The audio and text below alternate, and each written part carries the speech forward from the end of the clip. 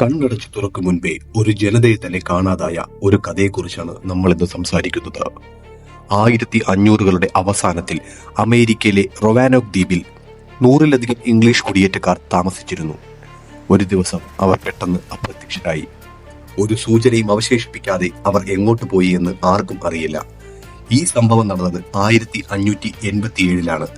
John white എന്നയാളുടെ നേതൃത്വത്തിൽ 117 ഇംഗ്ലീഷുകാർ റൊവാനോക് ദ്വീപിൽ ഒരു കോളനി സ്ഥാപിച്ചു. കുറച്ചു കാലം കഴിഞ്ഞപ്പോൾ സാധനങ്ങൾ വാങ്ങുന്നതിനും കൂടുതൽ ആളുകളെ കൊണ്ടുവരുന്നതിനുമായി ജോൺ വൈറ്റ് ഇംഗ്ലണ്ടിലേക്ക് മടങ്ങി. എന്നാൽ സ്പെയിനുമായുള്ള യുദ്ധം കാരണം അദ്ദേഹത്തിന് ഉടൻ തിരികെ വരാൻ കഴിഞ്ഞില്ല. 3 വർഷങ്ങൾക്കു ശേഷം 1590-ൽ ജോൺ വൈറ്റ് റൊവാനോക്കിലേക്ക് തിരികെ എത്തി. എന്നാൽ അവിടെ കണ്ട കാഴ്ച അദ്ദേഹത്തെ ഞെട്ടിച്ചു. കോളനി പൂർണ്ണമായും വിജനമായിരുന്നു. വീടുകളോ ആളുകളോ അവിടെ ഉണ്ടായിരുന്നില്ല. ആകെ അവർക്ക് കണ്ടെത്താനായത് ഒരു മരത്തിൽ ക്രൊയാറ്റോൺ എന്ന് കൊത്തിവെച്ച ഒരു വാക്ക് മാത്രമാണ്. അടുത്തുള്ള ഒരു വേരിയിൽ ക്രോ എന്നും കൊത്തിയിരുന്നു. ഈ ക്രൊയാറ്റോൺ എന്നത് സമീപത്തുള്ള ഒരു ദ്വീപിന്റെ പേരോ അവിടുത്തെ ഒരു തദ്ദേശീയ ഗോത്രത്തിന്റെ പേരോ ആയിരുന്നിരിക്കാം. ഈ ആളുകൾക്ക് എന്തു സംഭവിച്ചു എന്നത് ഇന്നും ഒരു വലിയ ദുരൂഹതയായി അവശേഷിക്കുന്നു. അവർ മറ്റൊരു ദ്വീപിലേക്ക് മാറിയതാണോ? തദ്ദേശീയരായ ആളുകളുമായി കലർന്ന് ജീവിക്കാൻ തുടങ്ങിയതാണോ?